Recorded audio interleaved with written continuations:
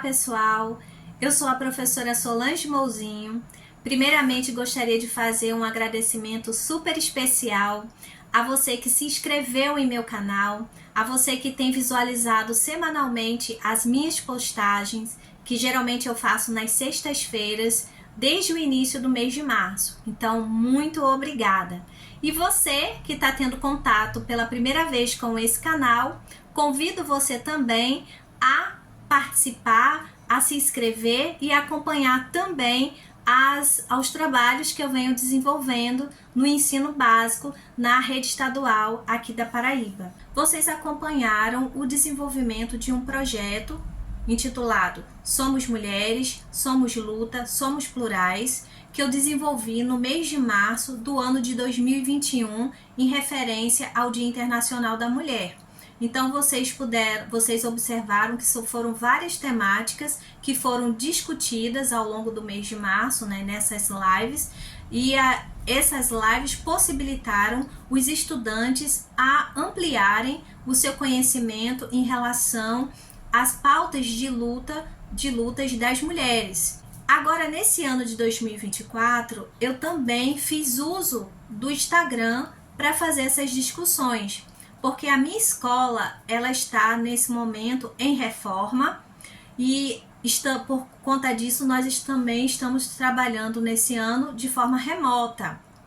E eu trabalho numa escola integral, então são 9 aulas diárias. Então, para não ocupar, né, uma aula ou outra de algum outro professor ou professora, eu optei também por utilizar o Instagram, motivando, incentivando os estudantes a participarem, a assistirem essa live, de modo que eles pudessem ampliar, né, o conhecimento deles em relação à história de luta das mulheres.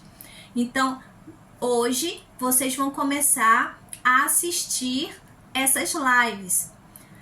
Uma delas, né, vai fazer uma discussão sobre a importância do protagonismo das mulheres no movimento sindical, e a da outra semana irá tratar sobre as mulheres feirantes. Além das lives que eu promovi no meu Instagram, eu também planejei aulas para tratar sobre esse tema específico relacionado ao 8 de março. Por exemplo, com as turmas de primeiros e segundos anos, eu preparei uma aula para explicar as origens do 8 de março.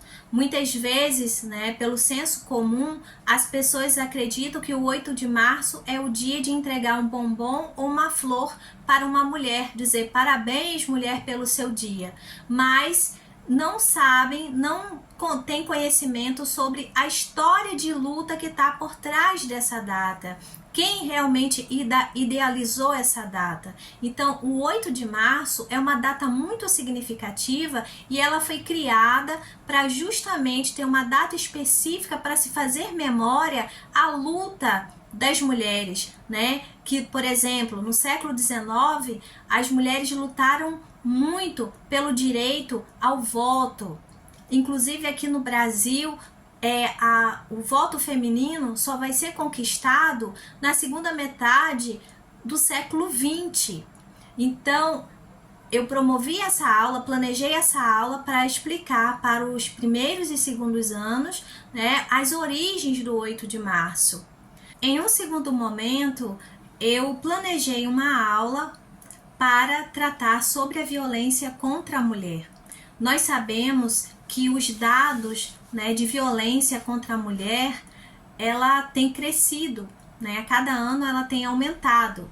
Então, hoje, uma das grandes pautas, né, entre tantas pautas, na verdade, de luta das mulheres, o enfrentamento da violência, né, é uma pauta de luta. Então, eu planejei essa aula para falar com os estudantes sobre os vários tipos de violências que são cometidos contra as mulheres. Muitas vezes as pessoas pensam que a violência contra a mulher é somente a violência física, a violência sexual, mas também tem outras formas também de violência, que é a violência moral, a violência patrimonial, a violência psicológica. Então, eu trouxe essa discussão para os meus estudantes, né, das turmas de primeiros, segundos e terceiros anos, para que eles tivessem, né, conhecimento sobre esses tipos de violência contra as mulheres. Também apresentei, né, os números, né, os telefones que eles podem contatar em caso de situação, né, de violência. Também falamos como identificar, muitas vezes as mulheres estão passando por um determinado tipo de violência e não sabem, porque muitas vezes acreditam que a violência só é aquela violência física ou sexual, mas às vezes elas estão passando por uma violência psicológica e não tem esse entendimento. Então, foi organizada essa aula para que eles tivessem esse conhecimento, né? Além também de conhecer os canais que podem ser usados para ir em busca de ajuda. E aí, outra forma também, né, estratégia para motivar, para incentivar, foi também feito algumas premiações. Por exemplo, né, no final de cada aula, eu fazia alguma pergunta, né, e o primeiro estudante que acertasse a resposta recebia uma caixa de chocolate ou uma xícara, né? Eu premiei algumas estudantes com a xícara, né, com a foto de Frida Kahlo. Os meninos que acertassem ganhavam uma caixa de chocolate. E também teve, né, uma premiação que era um ensaio fotográfico. Então, eu consegui fazer uma parceria com Heloísa Araújo Fotografias, e aí as alunas, para poder, né, concorrer a esse prêmio, deveria fazer um pequeno texto falando como era a relação delas com a autoestima. Então, eu recebi, né, várias inscrições, vários textos, porque a questão da autoestima é um outro fator que atinge, né, as mulheres. As mulheres têm se preocupam muito porque nós vivemos numa sociedade que cobra muito o corpo perfeito, um cabelo de uma forma. Então, muitas das vezes, a mulher que não se encaixa dentro desse padrão, ela termina se sentindo inferiorizada. E isso já acontece com as mulheres adultas e com as meninas, com as adolescentes. Então foi bem interessante ouvir alguns depoimentos, né? E duas delas foram premiadas, e brevemente irei divulgar para vocês um vídeo, né, de como foi esse ensaio, divulgarei o resultado, né, dessa premiação. Então são essas as estratégias, né, enquanto professora, enquanto historiadora, eu utilizo, né, para trabalhar com o ensino médio, né, que a maioria deles que estão no ensino médio, né, são adolescentes. Então são esses recursos que eu tenho utilizado e que eu tenho tido resultados significativos, importantes. A gente percebe muito isso pelas falas, pelo feedback que os próprios estudantes nos passam. Então, essas foram as atividades, algumas das atividades que eu desenvolvi agora no mês de março, né, de 2024, e que a partir de hoje vocês irão acompanhar. Mas eu gostaria também de compartilhar com vocês uma experiência, né, que eu tive em uma outra escola. Alguns colegas, professores e professoras, sabendo da minha prática, dos temas que eu sempre estou trabalhando com meus alunos, e algumas vezes eu recebo alguns convites para ir até a escola para tratar sobre esses temas. Então, nesse mês de março, eu tive a oportunidade de estar em uma outra escola também aqui do estado da Paraíba, na mesma cidade em que eu trabalho e também resido. E fiz o convite, partiu de uma antiga coordenadora, né? Logo quando eu comecei a trabalhar no estado, a minha primeira coordenadora pedagógica foi a professora Selma, e hoje ela está trabalhando em uma outra escola, e por ela conhecer, né, o meu trabalho, ela me convidou para tratar sobre o tema específico da violência contra a mulher. Então eu estive nessa escola, tive contato com outros estudantes, com outros adolescentes, também levando essa discussão sobre os vários tipos de violências, né, que são cometidos contra as mulheres. Então, gostaria de compartilhar aqui com vocês, né, esse momento que eu tive com os estudantes, né, de uma escola estadual aqui da Paraíba. Então, a partir de agora, eu convido você a assistir o primeiro vídeo, que é a live, né, que trata sobre o tema a importância do protagonismo das mulheres no movimento sindical, com a colega que eu convidei, que contribuiu para esse projeto, que foi Fernanda, né, do Sindicato dos Trabalhadores em Educação aqui da Paraíba. Então, assista ao vídeo, deixe seus comentários, deixe o seu like. Você que está assistindo pela primeira vez, né, a esse canal, se inscreva no canal e acompanhe semanalmente as minhas práticas que eu tenho desenvolvido, né, na educação básica com os estudantes do ensino médio numa escola estadual aqui da Paraíba. Pessoal, muito obrigada! Mais uma vez, eu gostaria de dar boas-vindas a vocês que estão aqui, Fernanda principalmente, que aceitou esse convite. Muito obrigada, Fernanda, por sua generosidade. Eu sei que você é uma pessoa muito ocupada, e aí você disponibilizar esse momento para ter esse diálogo, né? Principalmente com os estudantes, que é a maior parte, né, dos meus seguidores aqui no meu Instagram profissional são estudantes. Tenho também alguns colegas, algumas pessoas amigas também, tá? Então, muito obrigada, e obrigada também ao pessoal que está acessando aqui essa live para acompanhar essa conversa, tá? Então, esse mês, né, que é um mês muito significativo para nós mulheres, né? Agora, na última sexta-feira, foi o 8 de março, que é o Dia Internacional da Mulher. Então, é um mês muito especial para a gente poder fazer memória à história de luta das mulheres. Então, enquanto professora, né, enquanto historiadora, eu defendo muito, né, a gente trabalhar esses temas com os estudantes, principalmente no ensino básico, né?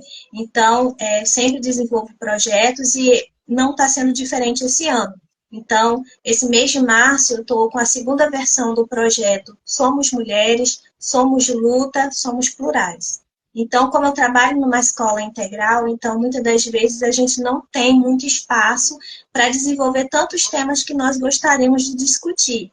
Então, eu terminei decidindo, né, usar também essa ferramenta para levar também essa discussão, né? Então, eu convidei, né, vários estudantes para estar, e tem alguns aqui acessando a sala, né? Então, só para justificar aqui, né, essa live. Então, o título, pessoal, dessa conversa que, né, nós traçaremos aqui com a Fernanda é o protagonismo das mulheres no movimento sindical, tá?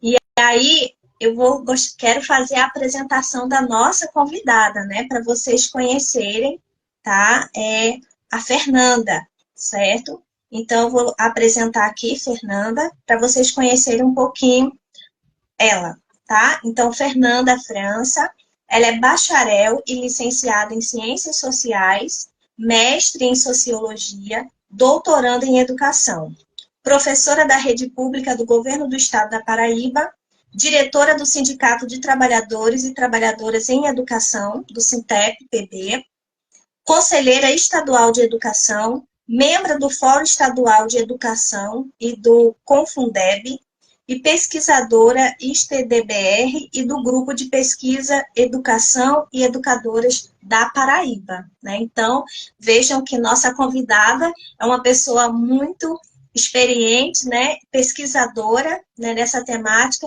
e nada melhor que uma pessoa que é uma das diretoras, né, do sindicato para estar aqui para falar do protagonismo das mulheres no movimento sindical. E aí, gente, para começar, eu gostaria, né, agora, né, de passar a palavra para Fernanda, para ela fazer a apresentação inicial dela, e depois eu começo a fazer a introdução, Fernanda. Então, novamente, boa noite, né? Boa noite a todas, todos que possam estar nos assistindo, nos vendo.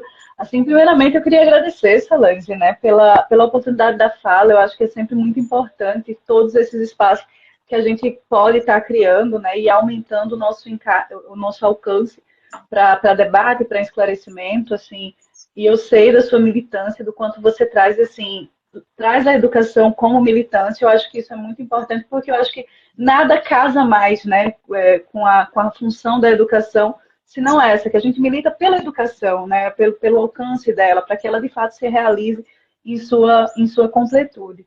Eu sou uma terceira geração de educadores, né, na minha família. Meu pai é professor, minha avó foi professora, né, e assim, obviamente que meu pai detestava a ideia de ser professora, mas mas é algo que você toma para si, como, tipo, isso é extremamente importante, porque você via como aquilo ali alcança as pessoas, como aquilo pode transformar as pessoas, né?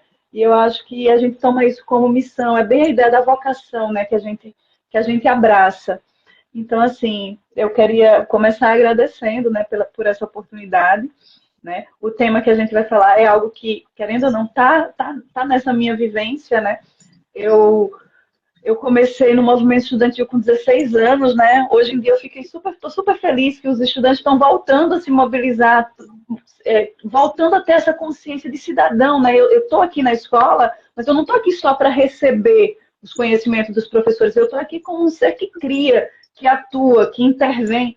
Então, assim, eu estou adorando ver as lives, o pessoal está fazendo vídeos, está vendo a situação da escola, e essa escola é minha também, né? A situação desse professor, como é que esse professor chega aqui? Então, assim, muito mais do que só receber tão passivo, né? Acho que eu estou sentindo aí uma retomada do movimento estudantil, e eu vim do movimento estudantil, então, assim, tenho ficado bem feliz com essas mobilizações dos estudantes.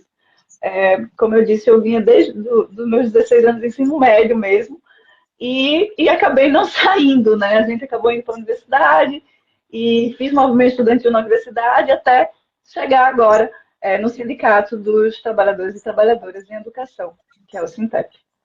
Ah, sim, ótimo. Então, com certeza, eu não tenho dúvidas que será uma conversa muito boa, né? E as pessoas que estão nos acompanhando vão poder também, né?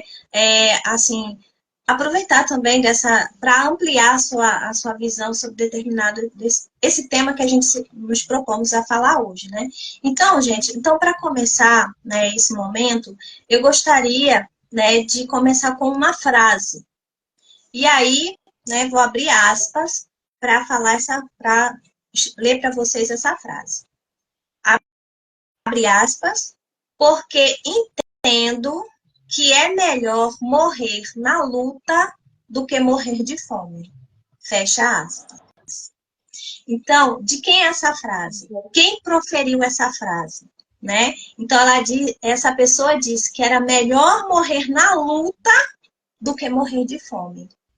Então, pessoal, essa é uma das falas mais conhecidas e ela foi proferida por Margarida Maria Alves, no dia 1º de maio de 1983, num discurso que ela proferiu, né, em comemorações ao Dia do Trabalhador. Então, Margarida Maria Alves, né, ela foi uma liderança sindical, né? Então, por 12 anos, ela foi presidente, né, de um sindicato, sendo, né, lá em Alagoa Grande, tá? Ela foi uma defensora dos direitos das trabalhadoras e dos trabalhadores agrários, né? Lutou contra a violência no campo, pelo fim da exploração dos camponeses e pela reforma agrária.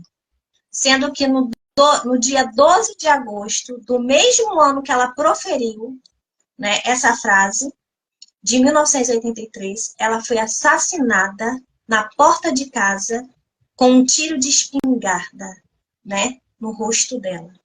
E por que ela foi assassinada? Porque ela era uma líder sindical. Então, ela mexia com os interesses dos grandes proprietários, né? Então, eu gosto nada melhor da gente fazer memória nesse momento de Margarida Maria Alves e tantas outras mulheres também que tiveram a sua importância dentro do movimento, né, sindical, para tratar dessa live, para a gente começar a conversar sobre o protagonismo das mulheres no movimento sindical. E aí, Margarida Maria Alves, ela deixou um legado muito importante para nós, mulheres aqui, né, da Paraíba, né? Então, ela foi uma das fundadoras do movimento Mulheres do Brejo, né? Então, ela lutou pelos direitos trabalhistas dos trabalhadores rurais, como carteira assinada, 13º salário, jornada diária de trabalho de 8 horas e férias, direitos que já os trabalhadores que trabalhavam na zona urbana já tinham, e o pessoal do campo não tinha. Então, ela lutou, né, por esses direitos.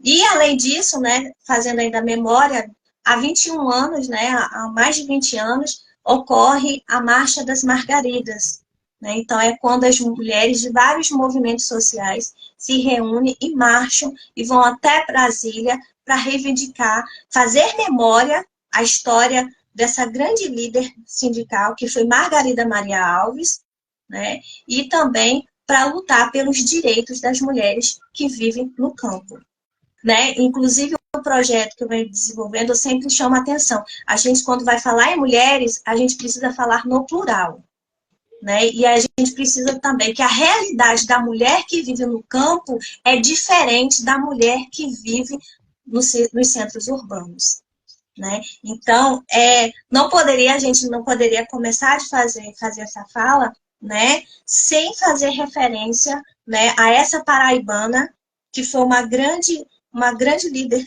né, sindical dentro do nosso estado, certo? Então, Fernanda, eu gostaria de fazer, né, levantar um questionamento aqui para nós começarmos, né, de, assim, a partir você falou, né, que você vai falar muito da sua experiência, porque você é uma mulher que também exerce uma liderança dentro do movimento sindical, né, então você é uma das diretoras, né, do sindicato. Então, como você vê, né, qual a importância das mulheres estarem nesses espaços, né? E aí, eu gostaria que você também dissesse um pouco da sua trajetória, né, dentro desse movimento.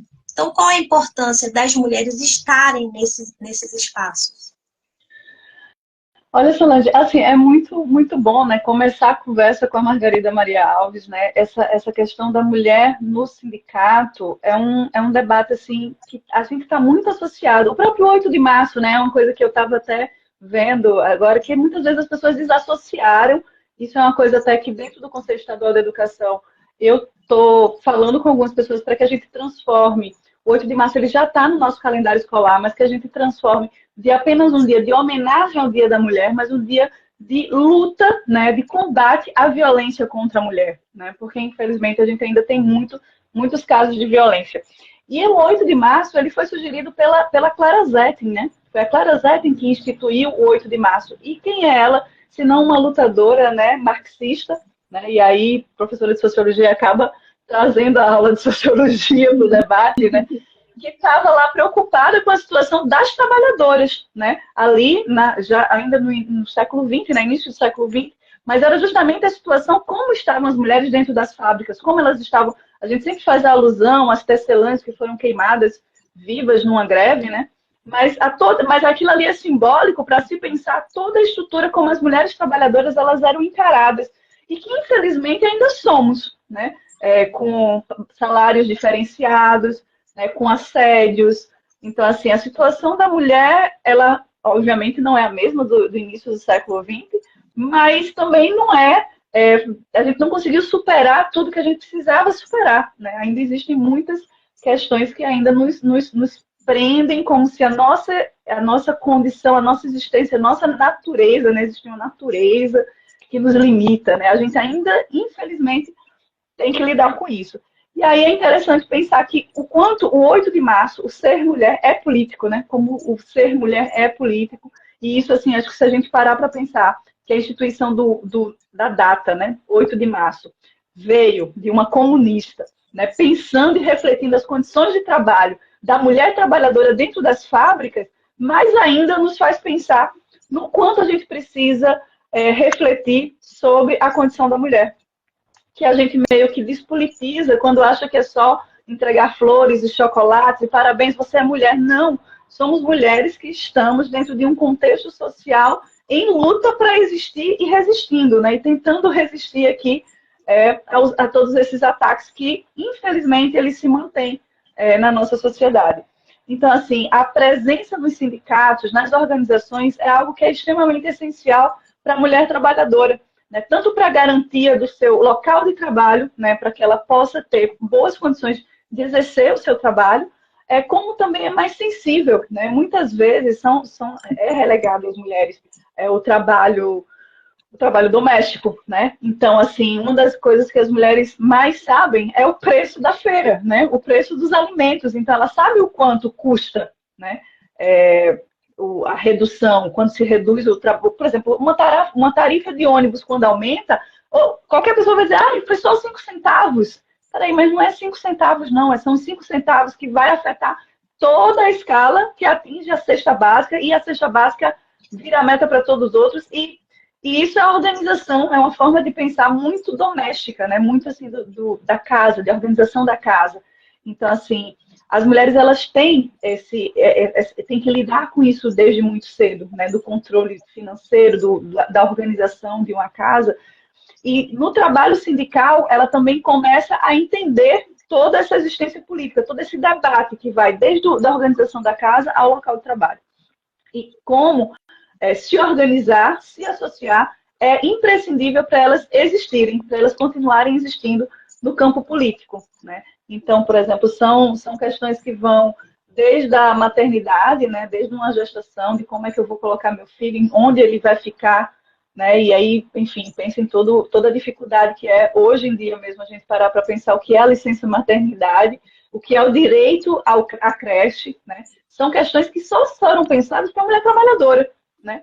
Uma mulher numa condição que não precisava ir para o trabalho, que não precisava sair de casa, para que creche? Hoje em dia ainda, eu ainda já vi em algumas cidades o pessoal dizendo, o prefeito gasta dinheiro com creche para a mulher ficar passeando, né? Ainda não entende o que é ter uma creche, né? Que significa a mulher poder ir trabalhar, poder pagar suas contas, poder se sustentar, poder sustentar seus filhos. Então, assim, são questões que a gente não pensa. Poxa, quer dizer então que a creche existe para a mulher trabalhadora? E porque foi uma reivindicação das mulheres trabalhadoras, né? Que as crianças possam ter um local seguro para estar enquanto elas trabalham e não precisem ir para debaixo da serra dela dentro de uma fábrica, ou virar mão de obra já dentro de uma fábrica, como se era, né? Antes de toda a organização e de toda a luta sindical. Então, assim, todos os detalhes da vida da mulher, ela é muito politizada, ela é muito político. E não ia ser diferente quando a gente entra no mercado de trabalho, né? A gente vai vendo toda a estrutura, que é uma estrutura que é feita para nos expulsar dela, infelizmente. E aí você pensa, nossa, mas isso era antigamente, superamos. Infelizmente, ainda não é bem assim que funciona. É verdade. E aí, também eu gostaria de destacar, Fernanda, assim, porque a importância das mulheres estarem também nesses espaços é porque elas podem pensar na especificidade de ser mulher, das necessidades específicas de ser mulher, que muitas das vezes não é vista pelos homens, né? Então, que dominou, né, esses espaços por muito tempo.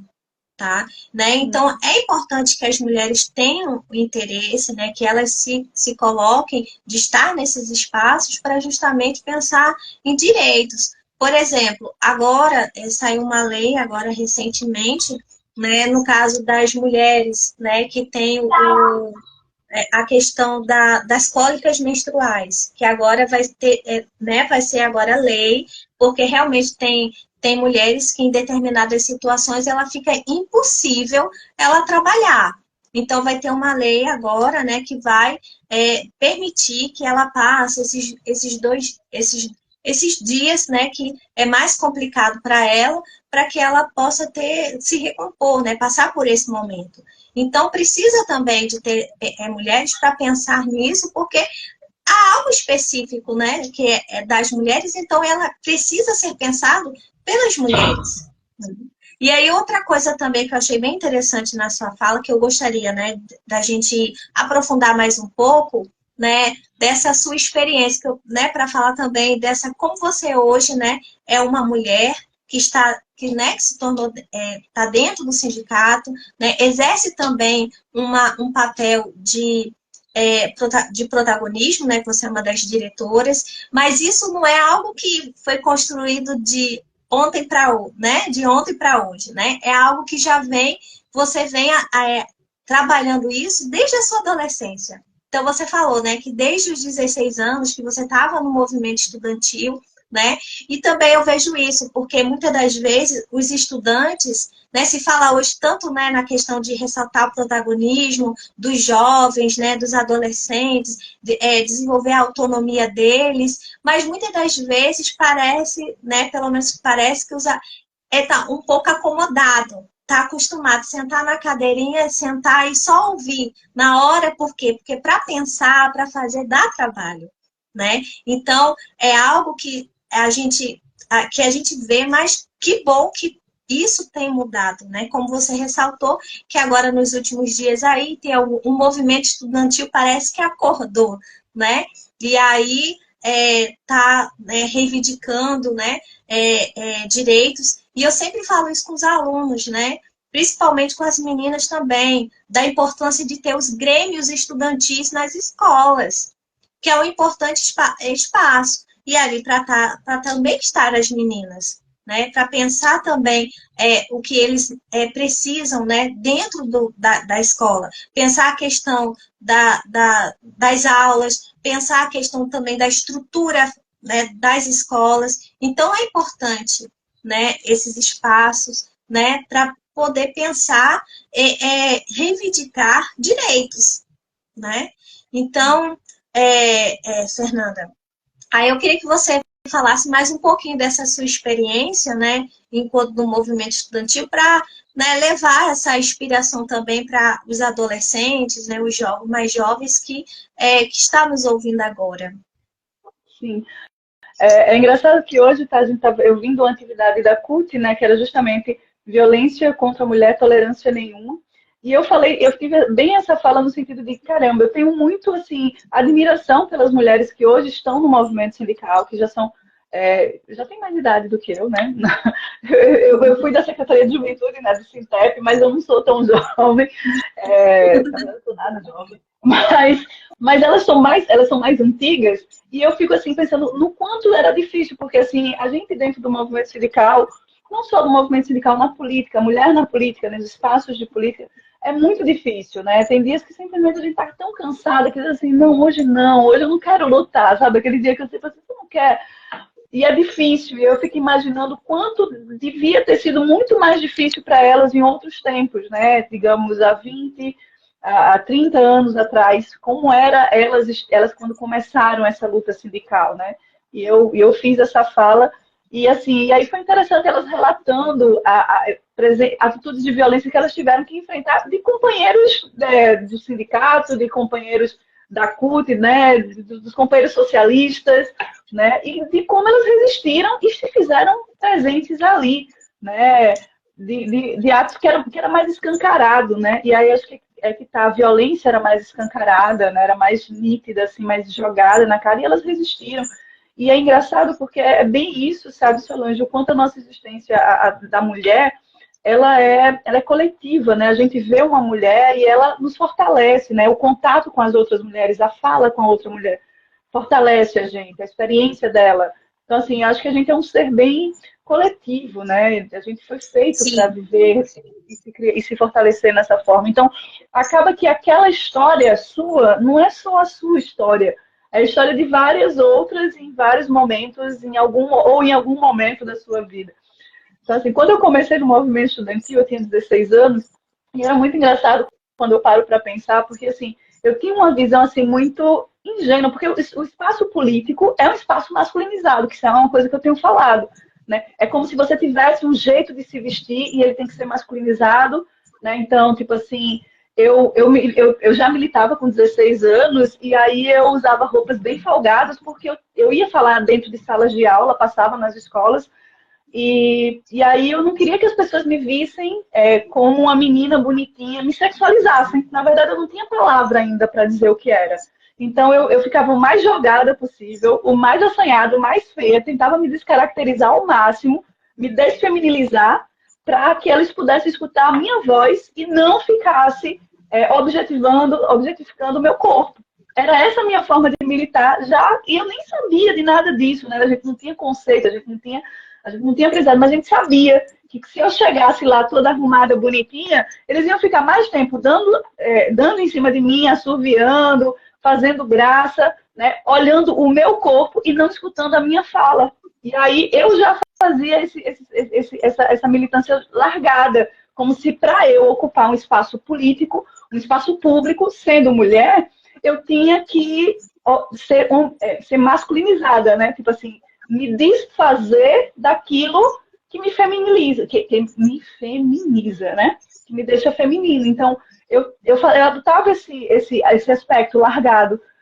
Não tinha nem esse contexto tanto da questão sexual, não era sexual, não era um contexto sexual, era um contexto de tipo assim, eu não quero que eles me achem bonita, eu não quero que eles me deem em cima de mim, eu quero que eles me escutem o que eu estou falando, né?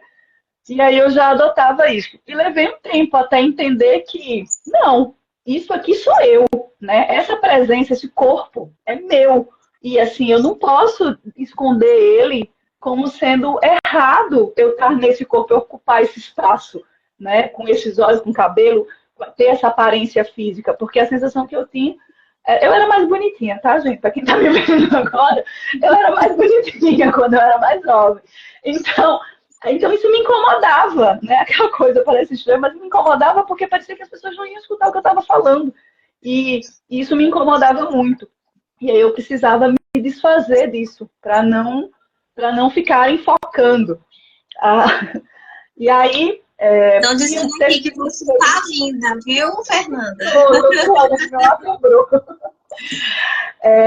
Então, assim, tinha muito disso, né, na época. E tinha também aquele olhar. Então, como, tipo assim, eu jovem, né? Estava aprendendo a falar, estava aprendendo a me posicionar, e eu via que aquele local não era para mim, sabe? É um local que não era meu. Porque eu olhava para um lugar, só tinha eu de mulher, e ainda assim, uma menina, né, magrela. Sabe aquela coisa de você olhar um espaço e dizer, meu Deus, parece que não é feito para mim.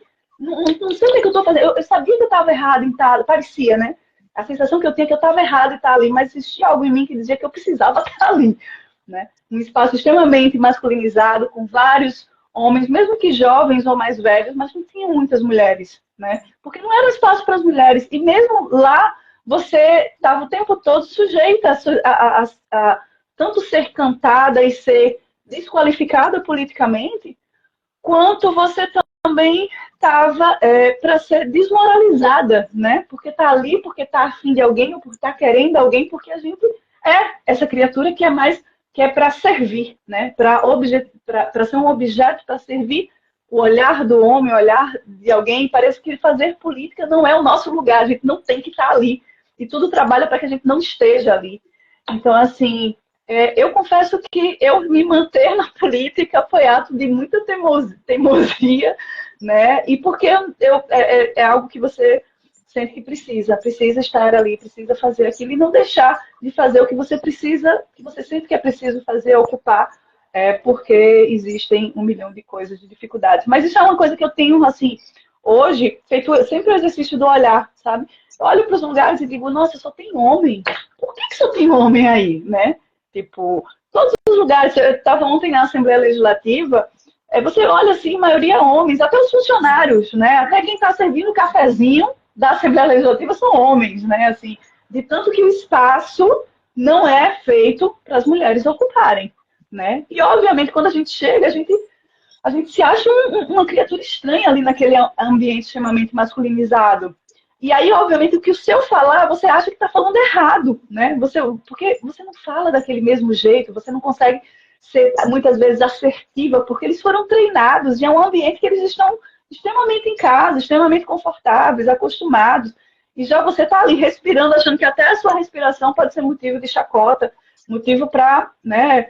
Se você está com raiva, vira piada, tudo desqualifica. Então, assim, é de fato algo que te empurra para sair da política. Na verdade, é isso, né? Eu acho que isso é algo muito, muito difícil da gente pensar, que esses espaços eles são construídos para que a gente não fique, para que a gente não existe, para que a gente saia. E a gente também acaba, em algum momento, se convencendo de que a gente está errada, que a gente não sabe. Sabe, assim, eu acho que eu não sei. Eu acho que eu não sei falar direito. E a gente muitas vezes o pessoal já fala, né, como é, síndrome da impostora, né? De tipo, vai falar, aí você se treme todo e faz, acho que eu não sei falar, porque eu não falo tão bem quanto fulano. E aí você começa a idolatrar umas figuras masculinas que hoje eu olho e digo assim, meu Deus, pelo amor de Deus, eu parei com isso, sabe, assim, eu parei com essa questão de dizer, de me subestimar, porque olha assim, eu faço, caramba, velho, isso é uma coisa que nos falta, enquanto eu tenho um filho, né, que é um menino, não tenho nenhum olho para homem nenhum, e aí eu vi ele pequenininho, né, tipo, o que ele faz é lindo, é maravilhoso, ele não carrega culpa, tudo bem que ele é leonino, mas, tipo assim, é sempre na afirmação, entendeu? Eu tô fazendo muito bem, tô sabendo o que eu tô fazendo. Enquanto a gente é sempre a dúvida, eu acho que eu não sei falar dizer direito. Eu acho, é sempre todo aquele questionamento se a gente tá fazendo as coisas direito mesmo, porque a gente tá errando, a gente sempre tá mal feito. E aí a gente vai criando dentro de nós uma ideia de que, tipo, caramba, eu não consigo, né? A gente alimenta isso desde muito cedo. Né? E hoje em dia, eu mesmo que eu não acredite, eu digo, não, aquilo ali eu faço muito melhor. Porque, sinceramente, eu dou conta de muita coisa. E bem feito, eu estou dando conta. E para um homem dar conta do que eu dou, rapaz, ele vai ter que fazer muito mesmo, entende? Assim, então, eu acho que isso é uma coisa que às vezes parece, assim, hoje, né? Isso é novo na minha vida, sabe? Mas eu acho que é algo que é um exercício importante para a gente se valorizar, né? Tipo assim, saber o meu valor e saber que o meu valor vão ter que penar muito para me derrubar, porque eu sei qual é o meu valor. Né? Eu acho que é isso que a gente precisa fazer, porque muitas vezes a gente é ensinada a olhar o outro, e muitas vezes o outro é um homem, né? Como, olha, que cara fantástico, forte, né? Poderoso e tal, e eu nunca vou ser igual a ele. Na verdade, ele é que nunca vai conseguir ser igual a você diante das demandas que você tem, né? Porque as demandas que a gente tem, elas são extremamente grandes, pesadas, porque a gente tem essas múltiplas, triplas, né, várias atividades, várias frentes que a gente acaba atuando, não só como profissional, né, não só como militante, mas também nas outras esferas da casa, dos cuidados, do trabalho invisível.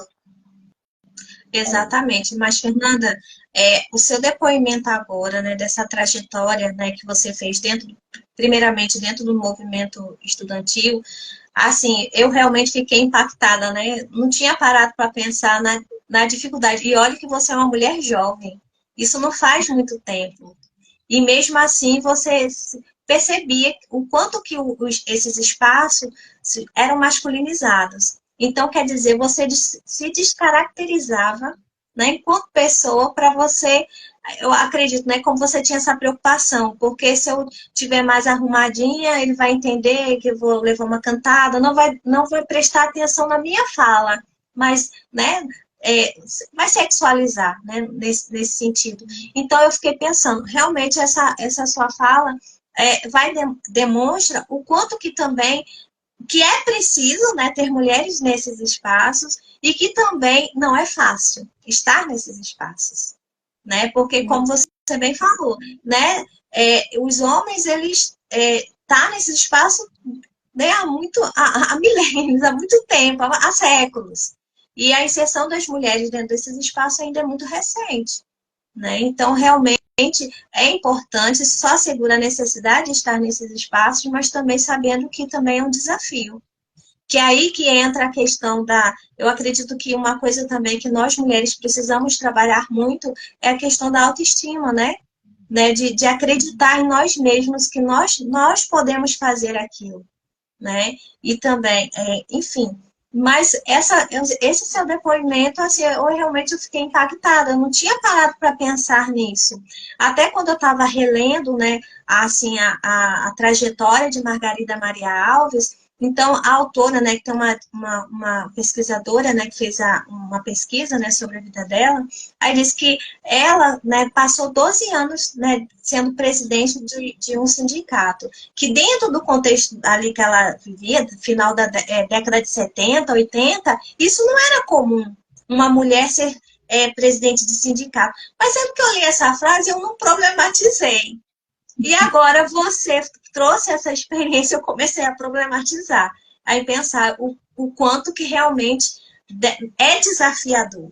Eu posso até imaginar, né? Quando tá falando e os olhares, só esperando só um deslize, né? Para caracterizar. Não tá preparada, ou é emotiva demais, né? Agressiva, se você fala mais firme, você é agressiva, né? Tá descontrolada. Tá Né? errada sempre, né? Para um lado ou para o outro você vai estar errada, porque aquilo não é o seu lugar, entende? É bem isso mesmo. E é terrível pensar, mas que é uma construção para a gente não ocupar esse espaço, que é o espaço da política. Exatamente. Aí, pronto. Aí isso só reforça que nós precisamos estar nesses espaços e, quando está, nós precisamos ser fortes 3 vezes mais para encarar todos esses desafios. Né? Mas foi ótimo. Mas, Fernanda, sobre a questão no sindicato, como é que o Sintep ele atua assim em defesa dos direitos, assim, mais especificamente das mulheres que trabalham na educação? Você poderia falar mais sobre isso? De A pensar militância. em questões mais específicas, né, para as mulheres dentro do sindicato do Sintep?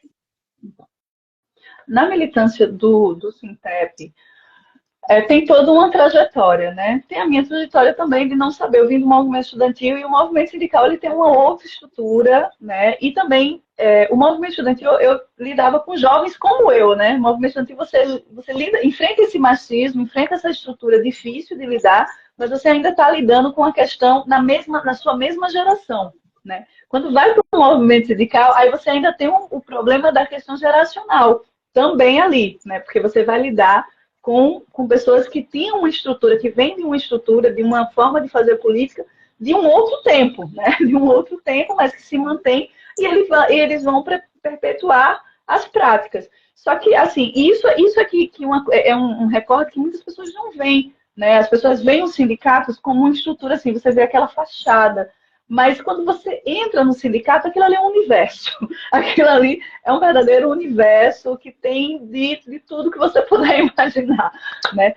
E aí, assim, eu entrei no sindicato, eu estou na minha segunda gestão, mas na primeira eu era suplente. Então, assim, eu nem sei se conta, nem sei se conta, mas eu vivenciei uma suplência que foi bem atuante, né? Eu estava na Secretaria de Juventude, pois é, uma juventude já meio passada, né? Mas entrei na Secretaria de Juventude, que foi graças a uma deliberação da CUT que estava forçando a renovação sindical porque o movimento precisa se renovar, né? Essa coisa também do movimento estudantil precisa se renovar. Isso é um apelo assim que eu sempre faço. A política precisa se renovar. E nós, mulheres, precisamos não só nos renovar, como nos ampliar, né? Crescer mais.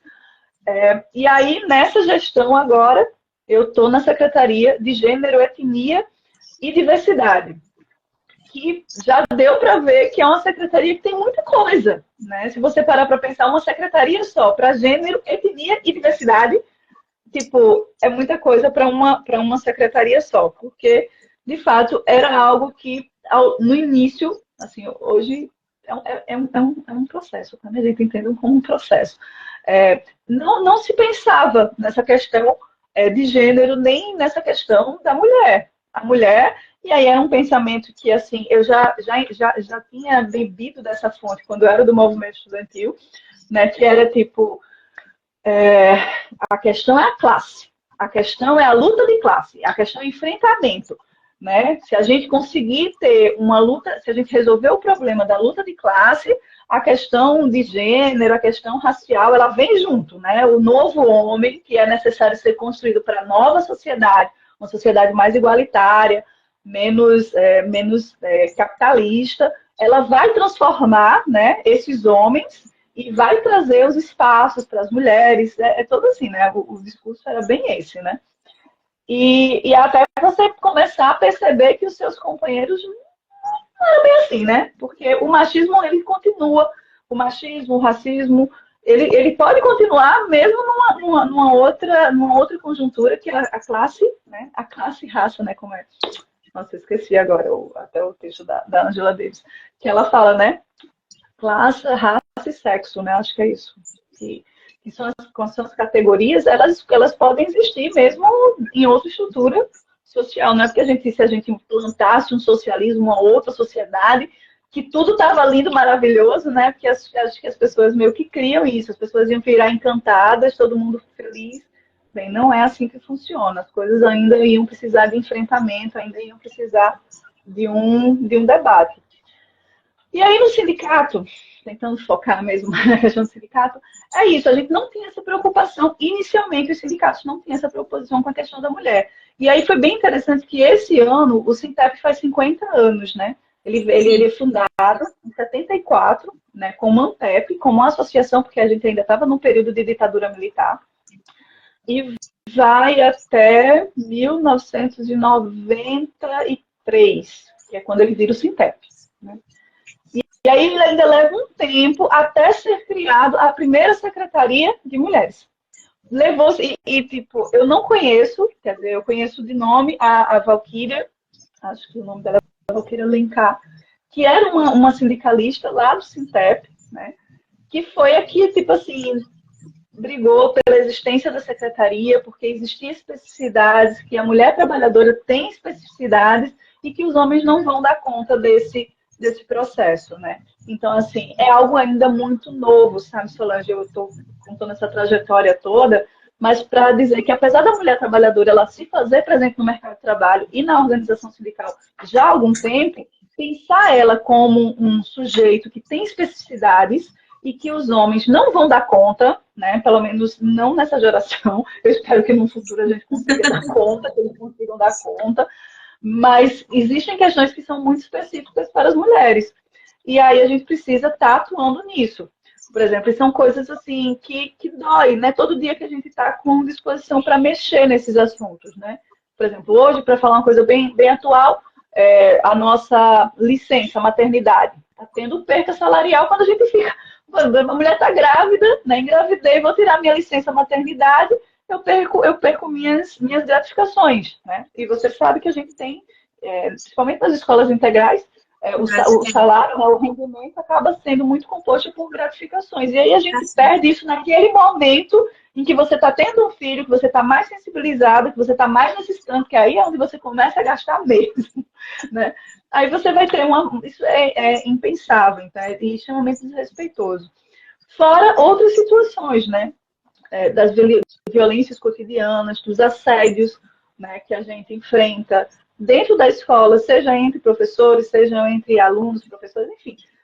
São questões que, às vezes, hoje, diferente do que, né, que eu estava conversando, as mulheres mais antigas no sindicato enfrentavam, que às vezes era um enfrentamento de violência física mesmo, às vezes é bem sutil, né? Aquelas falas bem sutis, aquelas cobranças bem sutis, aquelas perturbações que continuam existindo, que é o assédio, né? Que na verdade é o assédio, seja ele moral, seja ele sexual, mas que ele é presente e cotidiano no nosso dia a dia, né?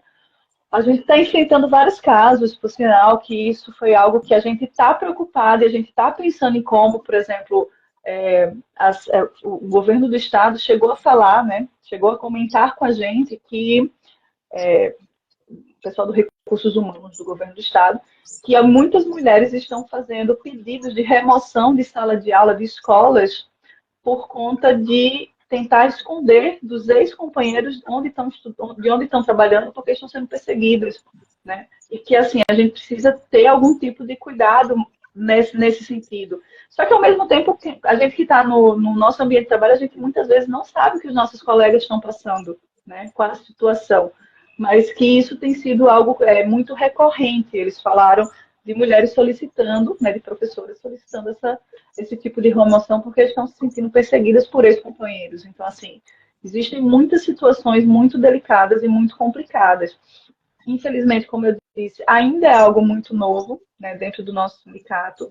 Não estou dizendo só do sindicato dos trabalhadores em educação, mas do sindicalismo.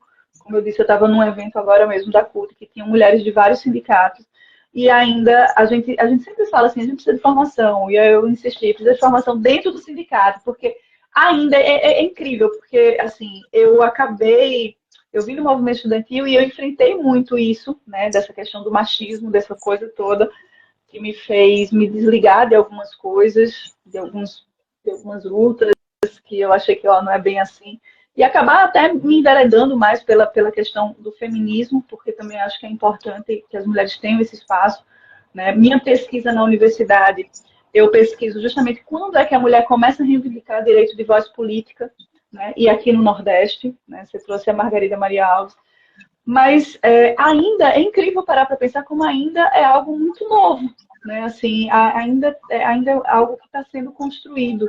Né? As mulheres ainda estão muito tímidas, porque de fato esse espaço ele é muito difícil de ser ocupado. Agora, com certeza, a gente precisa ter mais. Que foi uma coisa interessante que elas falaram hoje, né? As mulheres lá na CUT.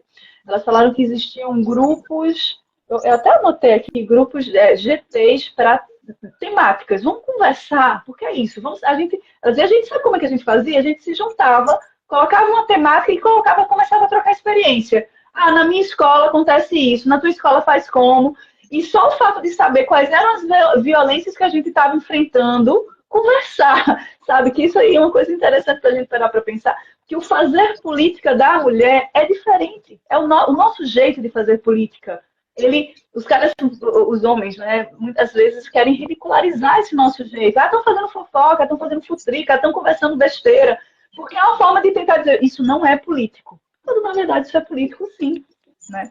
Então, elas falavam que faziam muitos GTs temáticos, e aí reuniam as mulheres para conversar sobre situações de sala de aula. Como é que está isso aqui? Vamos falar sobre essa temática? Como é na tua escola? Como é na minha? E aí foi uma coisa que eu até anotei, que eu acho que a gente precisa retomar isso. E tentar trazer isso para a gente se juntar, né? Porque eu acho que isso é uma coisa que tem sido bem difícil. Cada vez mais a gente está dentro dos nossos projetos individuais e aí fica muito, muito complicado esse compartilhar. Mas esse nosso compartilhar, né, nós mulheres, principalmente, nos fortalece muito. Né? Nos fortalece em atitudes, nos fortalece em reflexões. Quando a gente está agindo coletivo, quando a gente está dentro de um coletivo, a gente sai mais fortalecida. Né? Então, esses espaços, eles são muito importantes, né? Então, Fernanda, né, já passamos aí já mais de uma hora já da nossa conversa, né? Então, eu vou aqui fazer os agradecimentos mais uma vez, agradecer as pessoas aqui, né, que nos acompanharam, tá? Então, muito obrigada pela presença de vocês. Fernanda, muito obrigada mais uma vez por sua disponibilidade. Eu sei o quanto você é atarefada, é ocupada e você prontamente aceitou, né, ter essa conversa, tá? Então, muito obrigada mesmo, estou muito agradecida. E aí eu passo agora para você. Eu que agradeço, muito obrigada. Acho que é super necessário, né, esses espaços serem construídos de conversa, de diálogo e mais ainda de fortalecimento, né? Tanto para nós, mulheres, né, quanto para as nossas meninas, quanto para os meninos, né? Porque eu acho que é isso, a gente precisa sempre aprender e é um tema que a gente ainda tem muito que explorar. É isso, Solange, obrigada. É verdade. Então tá, gente, muito obrigada, tá? Então, até a próxima. Na próxima semana tem mais live.